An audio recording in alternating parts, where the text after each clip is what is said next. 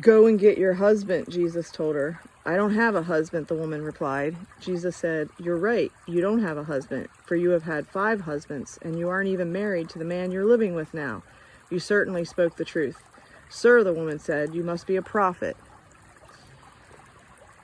So tell me, why is it that you Jews insist that Jerusalem is the only place of worship, while we Samaritans claim it is here at Mount Gerizim where our ancestors worship? Jesus replied, believe me, dear woman, the time is coming when it will no longer matter whether you worship the Father on this mountain or in Jerusalem. You Samaritans know very little about the one you worship, while we Jews know all about him, for salvation comes through the Jews. But the time is coming, indeed it is here now, when true worshipers will worship the Father in spirit and in truth. The Father is looking for those who will worship him that way. For God is spirit, so those who worship him must worship in spirit and truth. The woman said, I know the Messiah is coming, the one who is called the Christ. When he comes, he will explain everything to us. Then Jesus told her, I am the Messiah.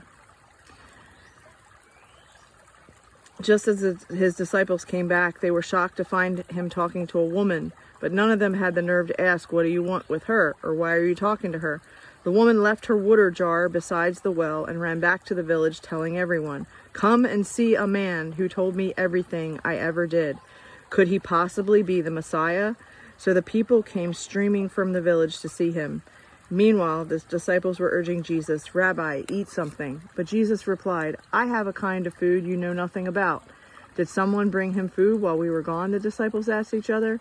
Then Jesus explained, my nourishment, my food, comes from doing the will of God who sent me, and from finishing his work.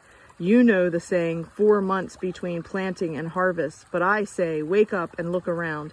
The fields are already ripe for harvest. The harvesters are paid good wages, and the fruit they harvest is people brought to eternal life.